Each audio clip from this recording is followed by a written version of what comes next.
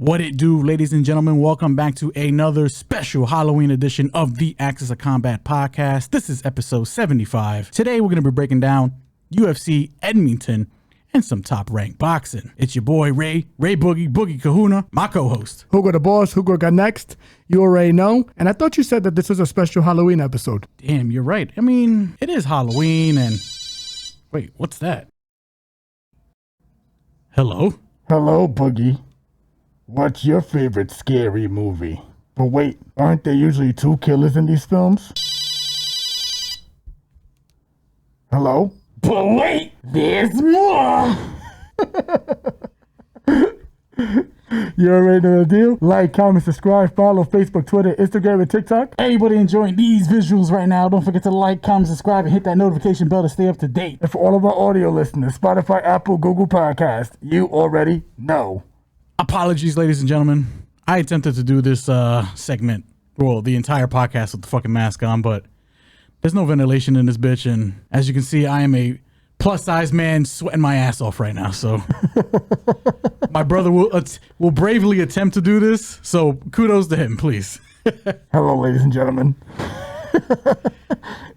First fight on the card, we have Jack Shore going one-on-one with Youssef Zalal. Shore, 17-2, fighting out of Wales, hailing from Wales, 29 years old. Youssef Zalal, the Moroccan Devil, 15-5-1, fighting out of Denver, Colorado, hailing from Morocco, 28 years old. This is Jack Shore's third fight at featherweight, second fight this year. He's going one-on-one with Zalal. Give me Youssef Zalal here. I just think he's better everywhere. Zalal is going to be too big, too strong, and in the one department I think Jack Shore is actually decent at, I think Zalal's got him covered there as well. Zalal coming back from being cut not too long ago himself, and I think this is his second or third fight back in the UFC. Correct. Coming off of back-to-back finishes now. I think Zalal should get him done. I think decision or submission here. Pretty open and shut. I don't really got too much to say about this one. Yeah, I'm with you with Youssef Zalal. I think Youssef Zalal is just a better fighter everywhere. I think he has the better striking. I think he has the better grappling, to be frank, too. Ever since he's come back into the UFC, he's been on a tear with finishing people. Before, in his previous UFC stint, he wasn't really finishing anyone. Could he finish a plate of veggies if you dared him to? He is on a tear right now. I think this is a fighter that he should walk through, especially one coming up from a lower weight class. Yeah, I think Jack Shore is a bit of a weight bully. I think he's probably better off trying to stay in the lower weight classes. I don't think he's got the smoke for featherweight. I agree. I don't know if he necessarily has to smoke for a bantamweight either, because I just don't think his grappling and striking, well, his more of his striking technique has really caught up to his grappling, and you have to be a well-rounded fighter in these lower weight classes. Give me Youssef Zalal ITD most likely. Just don't know how to play it, but that's exactly where I'm leaning for the fight. Next fight on the card at men's bantamweight, we have Charles Air Jourdain going one-on-one with La Mangosta, Victor Henry. Jourdain, 15-8-1, fighting out of Quebec, 28 years old. Victor Henry, fighting out of Los Angeles, California, 24-6 overall, 37 years old. This is Charles Jourdain, apparently for the first time ever moving down to bantamweight. I'm not sure if that is the best. I mean, listen, if he could make the weight, power to him. I mean, I think he's a very talented striker. His last fight against the Lord Assassin. Jean Silva. First ever knockout. First time he's ever been knocked out, I guess. You know, I mean, he wasn't knocked out cold, but I mean, he got stopped. He hit him with the one hitter. And the referee stepped in he was done after that. He's going one-on-one with Victor Henry, a guy who trains under Josh Barnett. So he's got some grappling, but surprisingly doesn't really go to it. It's tough because I think if Victor Henry actually implements some wrestling here, I don't think he will, but if he does, he probably wins this fight. And to stand up here, I just think Jourdain's got the faster hands, cleaner striking, and just hopefully his chin holds up. I mean, going down a weight class, coming off a knockout, I'm a little skeptical, but give me Jourdain here for the win. Yeah, I'm with you. I think this fight's lined out a pick'em. I think this might be a spot where we can bet properly. I feel that I want to see Charles Jourdain on the scale first to see how he looks. A little worrisome that he, is moving down after a knockout. I don't think his skills are the problem or his size is the problem. I think he just got caught by a big puncher. Yes. And I don't understand the move down, but I feel like this is going to be a long night for Victor Henry. Give me Charles Jourdain. That's the lead. Next fight on the card at men's bantamweight, we have Aiemann. Aiemann Zahabi. Going one-on-one with the young Punisher. Emphasis on young. Pedro Munhoz. Old as hell. Old as fuck. Zahabi, 11-2, fighting out of Canada, 36 years old. Pedro Munhoz, 20-9, fighting out of Coconut Creek, Florida, but repping Brazil, 38 years old.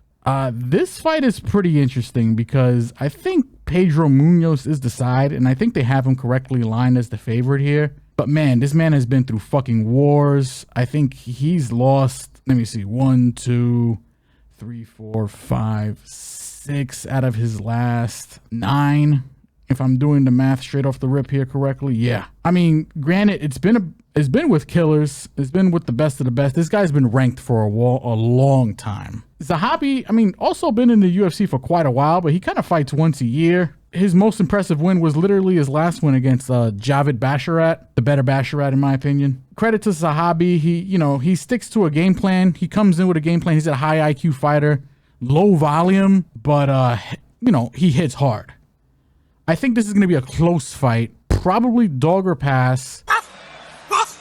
I think fight goes to split or majority is probably a decent bet here. This fight is going to go to distance. I'm going to lean Munhoz because I do trust his volume, and he's just fought the better brand of competition, but he is older by a ton here. He's taking a lot of damage. Zahabi hits fucking hard. Don't hate the Zahabi dog shot either, but give me Munhoz to get back on track here. Yeah, I'm with you on the Munhoz. I think Munhoz's pressure is going to give Aiemann a lot of problems. Then again, I feel like this is definitely a dog or pass spot, so I'm going to lean Aiemann just for the simple fact that Aimann's game planning is very good. He's under his brother Faraz. Faraz always usually has a good game plan for his fighters. I'm not very high on Aiemann. Aimann's the oldest prospect ever. He comes up to eat every 29 years, or is it 29 years? 28 years. 28 years. I was close. For 28 days. Yeah, like our good friend from the Jeepers Creepers. You know what I'm saying? That's my dog. What's up, bro? What up, dog? What's up, bro? Yeah, I just feel like this is a dog or pass spot. Munhoz is old. Munhoz is a little washed. Aiemann, good game planner. He's the dog here. I'm gonna go to dog. Give me Pedro Munhoz, but a possible play on Aiemann Zahabi as the actual play for the fight. Next fight on the card at men's bantamweight, we have the returning Sidey going one-on-one with the returning Garrett Armfield. Did you say Sydney? Hello. Actually, it's City or Surrey. Hello, Surrey. Sidey, 10-2, fighting out of Ontario, 28 years old. Garrett Armfield, 10-4 overall, fighting out of, it just says Florida, no city. 28 years old. This is another interesting fight. Two strikers primarily. I mean, Sidey just finished fighting back-to-back fights against Ramon Tavares, if that's his name, right? Ramon Tavares? Yep. Yeah. A guy who has really good boxing, a guy kind of underrated a bit, but, watching him in that second fight. Definitely made the adjustment from the first fight. I can see why they gave it to Tavares. I personally scored it for Sidey, but it was a close fight either way. He's fighting another boxer here in Garrett. This is another fight where I think it's going to go to distance. I don't think anybody's going to finish anybody. I mean, Sidey's chin is a bit questionable, but he's one of those, like, you can hurt me, but you got to kill me kind of fighters. Someone say kill. Give me Sidey here to win a very close split decision fight. But again, this is another fight that, from a betting perspective, I like fight goes, the overs, fight ends in split majority. I'm only leaning Sidey here. Sidney, blah, blah, blah. Sidney. You got me fucked up, Scream. Ghostface, you got me. But wait, there's more. Give me Sidey here. This entire card is also taking place in Canada, so I do expect maybe some hometown cooking here. Give me Sidey in a close split decision win. Yeah, I'm gonna lean Armfield because I'm not a big fan of Sidney. For obvious purposes. I like the dog shot here for a couple of reasons. I feel like this fight's 50-50 on the feet. I feel like Armfield can land big shots on him and hurt him. I also feel like Sidey might be the more diverse striker, but Armfield has the way bigger and way better UFC experience in this fight. I think he's going to be able to exploit some of the boxing deficiencies of Sidey, because Sidey's more of a better striker at range, from kicking range as opposed to boxing range. I feel like there's a dog at pass spot again, but I'm with you on your previous play in terms of the overs and the fight goes the distance. I think that's the way to play this fight. If not on a parlay, and if it's nice and juicy, you take it there. But that's how I would lean. I'm going to lean Armfield as a dog shot. I feel like I changed your mind there. Yeah, it's tough. Like, Armfield's got the grappling advantage, and generally when you're going striker versus striker, I think Sidey's probably the rightful favorite just because of the creativity of his strikes. I just feel like at this line, I don't think it should be that far apart. Plus the grappling upside for Armfield, as you mentioned. So I gotta lean Armfield as the dog shot here, but the plays are definitely the overs and the fight goes the distance. Next fight on the card at men's heavyweight, we have the returning King Kong Alexandr Romanov going one-on-one with Ze Colmela. Horrible fighter. Horrible fighter. I hope I said his nickname right. Rodrigo Nascimento. Romanov, 17-3, fighting out of he's fighting out of Maryland, but repping Moldova, 33 years old. It's a long way from home, buddy. Nascimento, 11-2, fighting out of Brazil, hailing from Brazil, 31 years old.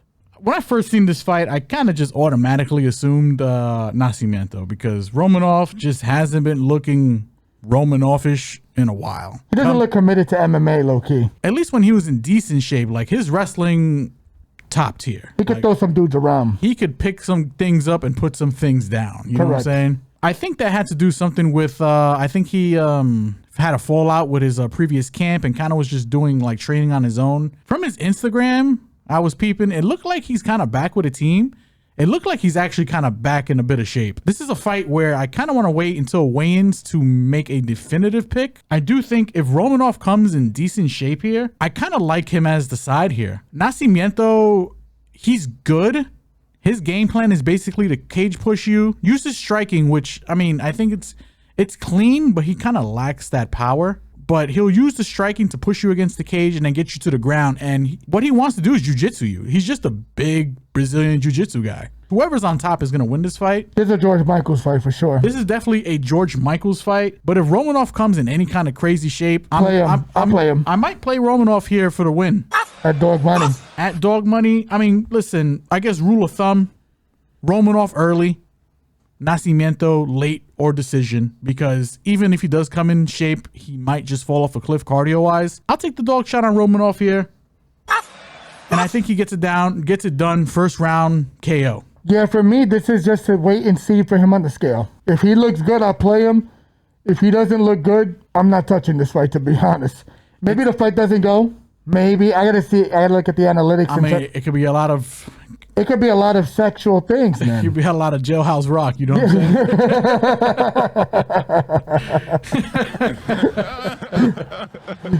Yeah, I just feel like this could be a complete hug fest, and it could go to decision. I think it's dog or pass, and you leave it alone. And that's if Romanov looks good on the scale. If he doesn't look good on the scale, don't touch the fight. That's what I think it's at. Next fight. At women's flyweight, we have the queen of violence, Ariane Lipski. I don't think she goes by Lipski anymore. Isn't it like the Silva? The Silva. Going one-on-one with Jasmine Jasudavicius. The Silva, formerly Lipski.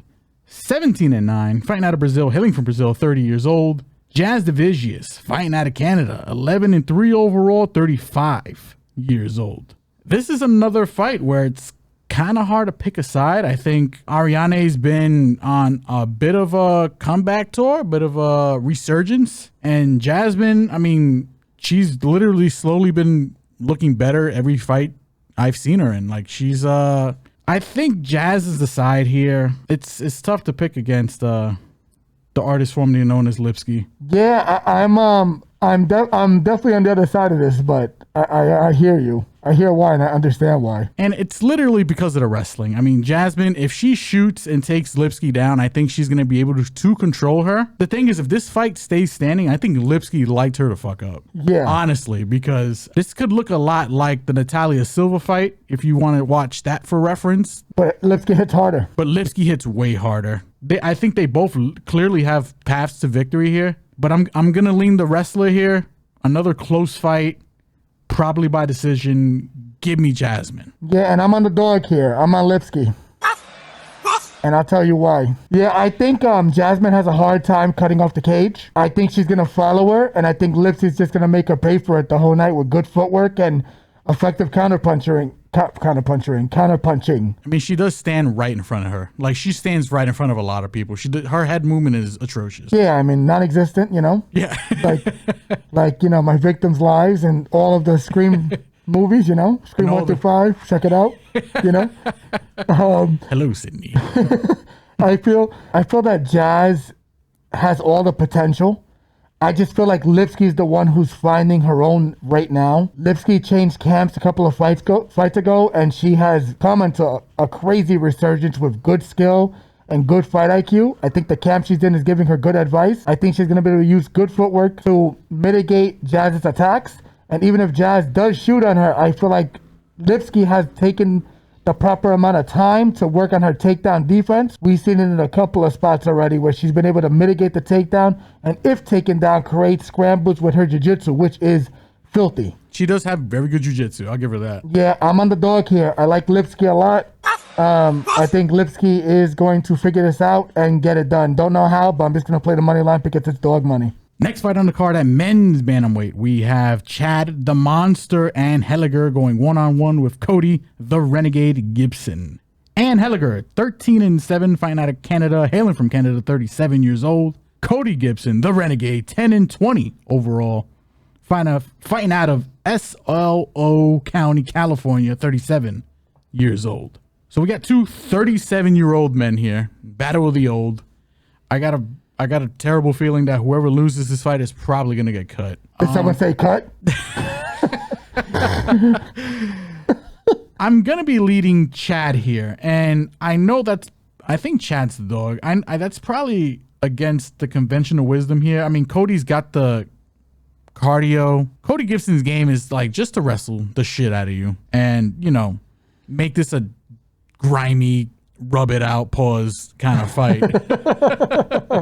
He wants to rub something, and it's your whole body on the mat.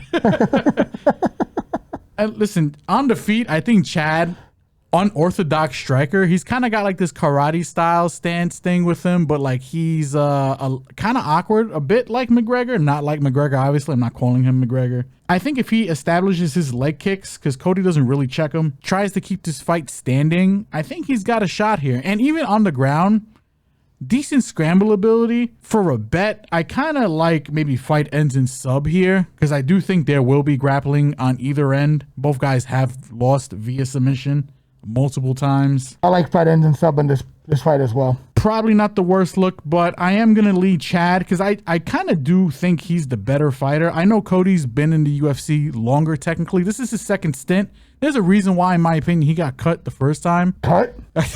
Yeah. So give me Chad for the win here in Canada. Yeah, I'm with you on Chad. Did you say Chad? I feel like this is a good live bet spot for Chad too, because I feel like he's gonna lose the first round, and then Cody has a good chance of gassing, and then Chad kind of taking over late in this fight. I don't hate that look necessarily. I feel like, you know, a fight ends in sub is definitely the play. I agree with you. I see a guillotine. Someone's gonna get guillotined in this fight. I got a feeling somebody might get subbed here. Yeah. Yeah. So I'm with you on the fight ends in sub, but if you're asking me, I think a live bet on Chad is live here because I just feel like Cody just falls off a cliff midway into round 1/2 sometimes, and then it's over. Give me Chad.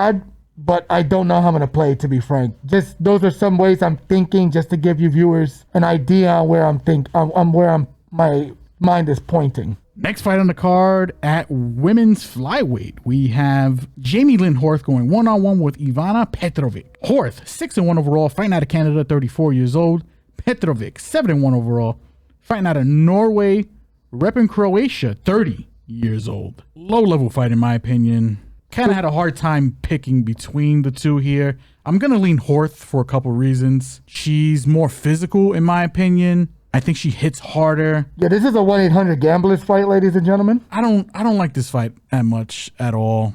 I mean, Petrovic, you know, she's got decent skills like all around. Like she'll strike, she'll go to the grappling, this and that. But I think I'd rather just bet Horth here or just take Horth here. I don't know if I'm going to bet this fight, but I think I'd just rather take Horth here because I just think she's just a tougher girl who I think if she was at dog money, I'd definitely play. Correct. Because she fights like a dog. Like, yes. You know, she's got that dog in her. Yes. So give me Horth here for the win in Canada. I'm picking a lot of Canadians. I think Horth is the side here, and then that might go against conventional wisdom because I think majority of people are on Petrovic here to kind of beat her up. But I don't see how she out physicals Horth here, in my opinion. Yeah, I'm with you. I think I'm on Horth, but I'm not gonna dare lay -215 on this girl. You should not be betting Jamey-Lyn Horth at minus money against anyone at the UFC level. The honest truth, I don't want to touch this fight because I don't think Petrovic is overly impressive. They were pumping her like Ariane Lipski when she first came into the UFC, and her striking is not even near as close to Ariane as when Ariane first entered the UFC. I mean, listen, it's just what it boils down to me for is basically Horth kind of passes the eye test for me. Petrovic hasn't passed the eye test for me so far in the UFC. That's why I'm leaning Horth. I don't really like or don't really have any kind of strong conviction either way. Agreed. Next fight at men's welterweight, we have Mike Proper Malat going one-on-one with Trevin the Problem Giles. Officer Giles is back in the building. Giles is 16-6, found out of Houston, Texas, 32 years old. Proper Mike Malat, also back in the building, back at home in Canada, 10-2, 10-2-1 overall, 32 years old. I think this is a Mike Malat fight. Trevin Giles is one of these guys who's very good, but just can never really put it together, or he always just has some kind of lapse in the ring. And it's always like a momentary lapse, but it's always a lapse that for some reason his opponents always are able to take advantage of. I think Giles he's a good striker. I think he's a good grappler. I think he's a good fighter. Mike Malat, say what you want to say about his last fight. He was beating Magny for literally 2.5 rounds. Fell off a cliff. And Magny, the ultimate gatekeeper, kept the shit out of him and checked him and let him know, hey, listen, you're going to fight me for 15 minutes. It's the whole 15 minutes. Correct. Give me Mike Malat here. I do think he gets a finish here. It's going to be inside the distance. Giles, unfortunately, I mean, it's his last couple fights, he just gets finished. I mean, he gets either subbed by people who have better jiu-jitsu or knocked out by people who have better hands. And I think Mike Malat, despite the, my personal feelings about him, I think he gets this one done. Yeah, Mike Malat's someone who you never really have to question his nationality. He'll remind you that he is Canadian every time he gets the chance. I'm not quite sure what Mike Malat is. I'm not quite sure I'm there. I think he's Canadian, brother. I think you might be wrong. You know, I do wish that Mike Malat was in one of my movies, you know, because I am not the biggest fan of him. I think he is an overhyped prospect. I don't think he's very good. But with that said, I think you're right. I think he's going to pack up. I think he's going to pack up my man, Officer Giles. I feel bad. I think Giles has all the potential in the world, but I just feel like he hasn't necessarily put it together as well as he could. And this might be his walking papers after this fight. This is a very tough fight for him stylistically. Mike Malat's probably going to get it done by sub, but the ITD is probably just the play. Give me Mike Malat, ITD. He's going to pack him up despite my feelings for him. They would have been packing him up. And maybe if he joins one of my films, I'll pack him up after. Next fight on the card at men's heavyweight, we have the Black Beast, Derek Lewis, going one-on-one with Johanta, yeah. Johanta Denise Lewis, 28-12, fighting out of Houston, Texas, baby, 39 years old. Where them Texas boys at? Not in my movies. Not in his, nope. Not in my movies. Ghostface gets stomped out in Houston, boy. Denise, perfect, 8-0, fighting out of Brazil, hailing from Brazil, 33 years old. This fight is pretty much easy to break down, way harder to bet. Yes. I think whoever lands first wins. How crazy is that? Whoever lands cleanly first wins. Yes. Denise, kickboxing background, decorated kickboxer, striker, hits hard, sits down on his kicks, sits down on his punches. But like every kickboxing guy, especially at heavyweight, the bigger they are, the harder they fall. They don't really get back up after you take them down. Derek Lewis, the Black Beast, he still currently holds the knockout record for heavyweights, right? If I'm not mistaken. So. Even showed in his last fight. Wrestling. He's got some takedowns. He's got some jiu-jitsu, man. I'm going to lean the Black Beast here. Yeah, my man. I'm leaning Derek Lewis here because, I mean, listen, he got blast doubled by an NFL player, Austin Lane. Austin Lane gassed the hell out, and then he got packed up. And Carl Williams should have beaten him his last fight. I played Carl Williams, and I think because there was some talk backstage about people getting cut for not being entertaining, Carl Williams decided not to take him down in the fight until the last round. That was extremely frustrating because Carl Williams should have won that fight. With ease. I don't know if somebody got in his ear, like you said, and told him, hey, listen, we don't want no wrestling out there. We want to see you strike. Which is crazy. It's crazy. It's insane. Whatever. That one pissed me off. I hate thinking about that fight. But give me Derek Lewis here. I mean, listen, he's just been in there with better heavyweights. Faster hands for sure. He's got, I don't know if Denise has got decently fast hands, actually. It's up to Denise to prove me wrong. But in terms of a bet, I mean, fight doesn't go the unders. I don't think this fight goes the distance. These guys just hit too damn hard. And Derek Lewis, when he gets hurt, he looks for the door. Yeah. So, he's either going to kill you or he's going to get killed. Yeah. And that's just what it is. And so from a betting perspective, the unders, fight ends in KO. They're probably going to be juiced as fuck. So maybe you get hopefully a parlayable piece here, but give me Derek Lewis for the side. Yes, give me Derek Lewis as well for all the reasons you mentioned.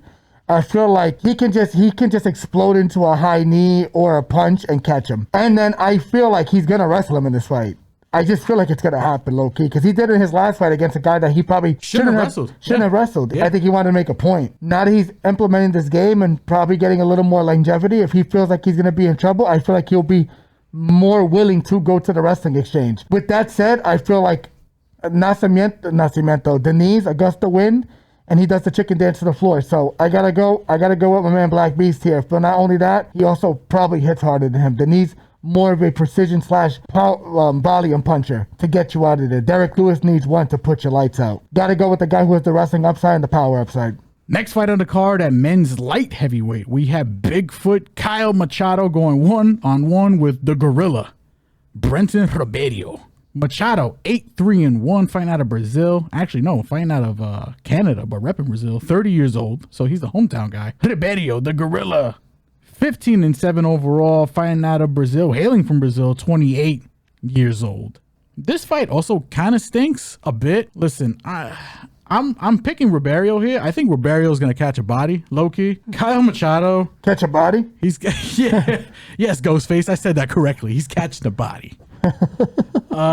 It's just tough to trust Machado here when he went life and death with Dante Mays. Oh God! I think Ribeiro. This is gonna be a bounce back for Ribeiro here. I think Machado hittable. Machado. I think unless he goes to his wrestling here, and even if he does go to his wrestling, I mean Ribeiro decent. I don't think he's that terrible on the ground either. I think Ribeiro inside the distance is the play here. Machado's really got to impress me in this one for me to believe. I don't believe. I think the Gorilla kills Bigfoot here. Give me Ribeiro inside the distance. Probably KO. Yeah, I'm with you here. This is a fight that I don't have too much interest in betting on, but if I had to pick for all the reasons you mentioned, it's got to be Ribeiro. He's also just an athletic specimen. He's got all the potential, all the ceiling. I feel like we kind of know what Machado's ceiling is, especially after that horrid performance against Dante Mays. It's just not a good look, man. Don't tell on Dante. Never Dante. Unless you're telling on Dante to me, because then I'm going to find him, and pop out on him, you know what I'm saying? But I like Ribeiro here. I think this is a good bounce back fight for him. Give me a Ribeiro to join in my craft of catching a body.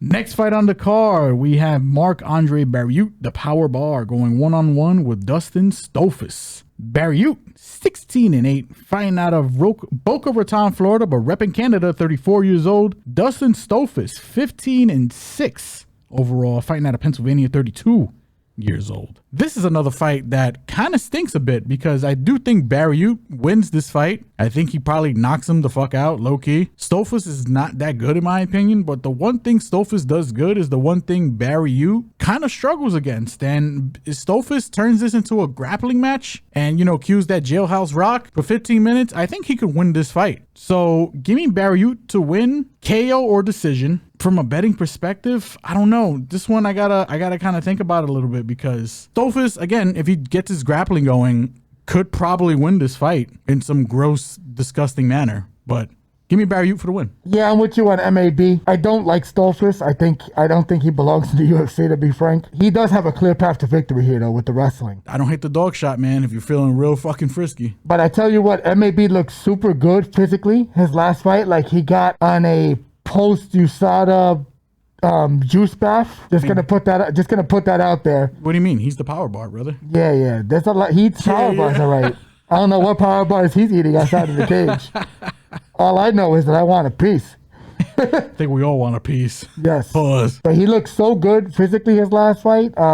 He just ran into Joe Pyfer, to be frank. I think he was ready for the wrestling and the grappling there. I think he's going to be ready for the wrestling and the grappling here. Give me MAB by KO here. I think he's going to figure it out. I think he's going to stop the takedowns. I think Stolfus is going to realize that MAB is a lot stronger than he thought, and I think the Canadian gets it done. MAB via knockout. Next fight on the card at women's flyweight and currently constituted the co-main event of the evening. I think this is a 3-round fight, right? 5 rounds. It's a 5-rounder? Yes. Wow. We have Rose Thug Namajunas going one-on-one with cold-blooded Erin Blanchfield. Namajunas is 13-6, fighting out of Colorado, 32 years old. Blanchfield is 12-2, fighting out of New York, 25 years old. This is a good fight. I want to pick Blanchfield, I really do, but I'm kind of, at the moment, leaning Namajunas here for the win. She's not afraid to make a fight boring, that's for fucking sure. She's the better striker. She's got the better footwork. I know she's moving up a weight class, but she's a decorated fighter. She's crafty. Even on the ground, her jiu-jitsu is pretty good. I could even see her getting on Blanchfield, but yeah, give me Rose here. Not that much confidence. I feel like you're on the other side here. Yes, I am. Yes, I am, sir.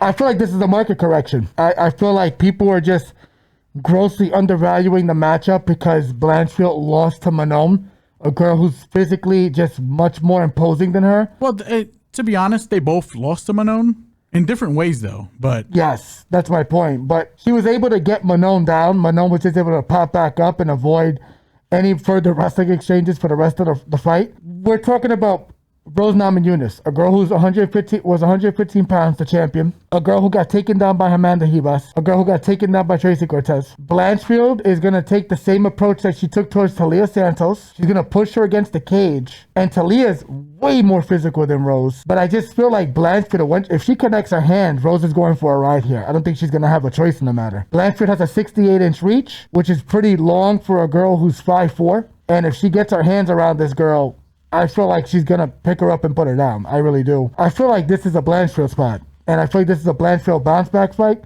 I think this is where Rose is going to get exposed. I was going to fade her with Macy Barber. I did not think they were going to feed her to Blanchfield. And I think both Blanchfield and Macy Barber are too physical for Rose. I want to hear how she's talking this week too. But on just a straight hunch and just from the pure fight footage, I just don't know how Rose is going to be able to deal with the physicality of this girl. I just feel like Blanchfield's going to be able to get this fight wherever she wants to. Give me Blanchfield. I'm going to say by submission or points because she doesn't really ground and pound, but I just feel like I have a hard time believing she's not going to be able to pick her up, put her down when she was able to do it to Manon, even though Manon was able to explode out of the position. Blanchfield can grapple. Give me Blanchfield in this spot.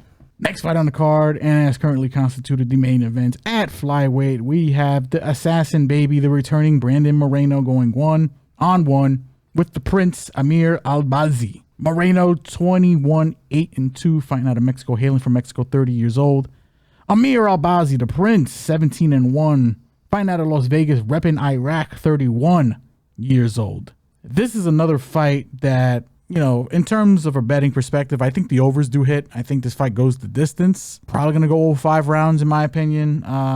Two tough dudes, hard to finish. Albazi is going to be pushing that grappling. You know what he wants to do in there. I think his striking's a little overrated, but he definitely has some pop. Moreno's definitely the better striker, but there's going to be a lot of grappling, a lot of cage pushing, a lot of wrestling in this fight. I don't think anybody subs anyone here, but I do think if Moreno is who Moreno was before the Brandon Royval fight, because, you know, in that Brandon Royval fight, he was a little, I mean, he self-admitted he was a bit burnt out. He took some time off. I wonder how, one, if he's got the same kind of motivations. Two, if the layoff was too much, too little, just right. You know, how is he feeling from it overall, physically and mentally? If he comes in like the Brandon, like vintage Moreno, I think Moreno gets this done. I think Moreno's the side, and I think he wins by decision here. Would I be surprised if Albazi won this fight? No. He's a talented guy, tends to make fights close. If he lets his hands go, it definitely gets a little interesting. I don't think, personally, he won that Kai Kara fans fight. That was a robbery. Nothing to take away from Albazi. I think, like I said, I think he's good, but I think this is Moreno. This is Moreno's fight to lose. Yeah, this is Moreno's fight to lose, but I feel like this is a dog or pass spot. For the most part, I feel like the guys who give Brendan a lot of trouble, the guys who can put volume on him, which is not Albazi, or the guys that can wrestle him, which may be Albazi. Albazi's going to come in super wrestling heavy for this fight. I feel like he's going to make it dirty. He's going to do what he can to get this fight to the floor. But I'm with you. He didn't look good, particularly in that Kai Kara France fight. That was the last time he fought too, right? I think that was his last fight. Dude, that is... Double check that right quick. Yeah, it is. And that was in 2023 in June. You know what's crazy? I think Brendan Moreno fought later than that. And he was the one that took time off. Moreno fought in July. That is insane. Against Pantoja, and then fought quick turnaround. In February against Royval. That is insanity. Yeah, I'm going to take a quick break from MMA. Took a quick break fighting towards the end of the year. And he's fighting more than his opponent. I think the Royval loss really took its toll on him, because I think that's the fight he probably felt like he could have won. The Pantoja fight was to the wire. Could argue he won the fight. I gave it to Pantoja. But if you're asking me, Albazi not active enough, not going to be the better striker in this fight. This is a big step up in competition for him. And he's fighting a guy who stopped the guy that beat him, and he got the robbery on the scorecards. Not to do MMA math here. I just feel like Brendan has got tricky striking. Could hang with him on the ground. Yes, with scrambles. With that said, damn, I'm off it. I don't think it's a dog or pass, but I'm going to leave Brendan Moreno here. I am. I think he's going to get it done via decision. But it is 5 rounds. Let me properly analyze a little more before I commit to that. Just give me Brendan Moreno as the lean here. And that does it for UFC Edmonton. But wait! There's more. We have some top ranked fights here. Well, one particular fight in general. We're going to be talking about the main event, and I'll let my brother, kind of carry that segment. So let me cut through this. Hey, slash it, dash it. What are you going to slash dash, put another hole in your ass. Hey. But today we're going to be covering O'Shaquie Foster going against Robson Conceicao. I wanted to cover this fight because the first fight was so controversial. It might have been one of the worst judging errors I've ever seen in my life. Clearly won by O'Shaquie Foster, and somehow they gave the win to Conceicao, which is why I think we're getting this rematch. Yeah, I think so too. It was blatant robbery. I want to see how O'Shaquie's talking this week, but right off the top, I think he's going to win this fight by decision. But if he's talking about going after the knockout, I'll see what we can play that. But O'Shaquie, not the biggest puncher, really had a very good game plan to mitigate Conceicao's offense and confuse him for most of the fight with good feints and good head movement and effective jabbing. I just feel like he's just a more complete fighter. Conceicao's a little wild. He fights like a guy that's never fought before sometimes. I just feel like Foster dominated the first fight it was so one-sided. I don't know how you could argue that Conceicao got the decision. It was probably the most egregious decision I've ever seen in boxing history, where it was clearly the other guy who won, and they just gave it to the other guy. Boxing history. Yeah. But it was kind of egregious. It was egregious. Yeah. Now, what I want to do is, I got to do a couple of things. I got to find out where the fight's taking place now versus where it was taking place before. I want to get those questions answered. I want to see who's reffing. I want to get all the details. You don't want to put your money on someone where you know they're trying to fuck him. But with that said, I like O'Shaquie Foster here, man. I think he's going to get it done via decision. I think he's just a much better fighter. He's the much more polished boxer. I feel bad for him for even have to take this fight again. But I do feel like he's going to get up for it, because it was just so blatant what happened to the poor guy last time. He was so emotional on camera. I felt horrible for him. And you know me, I don't cry for anybody. I mean, you're Ghostface. I'm Ghostface, man. You don't cry. You kill. Even Ghostface Killer cries. I don't cry. But with that said, give me O'Shaquie Foster by decision. And I think that just about wraps it up, my brother. That does wrap it up. We did some UFC, we did some sweet science, and now, happy Halloween. We're going to take y'all home for some trick-or-treating. You already know the deal. Like, comment, subscribe, follow Facebook, Twitter, Instagram, and TikTok. Everybody enjoying these visuals right now, these particular visuals right now. Don't forget to like, comment, subscribe, and hit that notification bell to stay up to date. And for all of our audio listeners, Spotify, Apple, Google Podcast, you already know. Love you guys. Episode 75 in the books. Happy Halloween. Stay safe out there, ladies and gentlemen. Enjoy your time, and we'll see you guys next week. Take it easy. Welcome to November. Holla at you later. Bye-bye.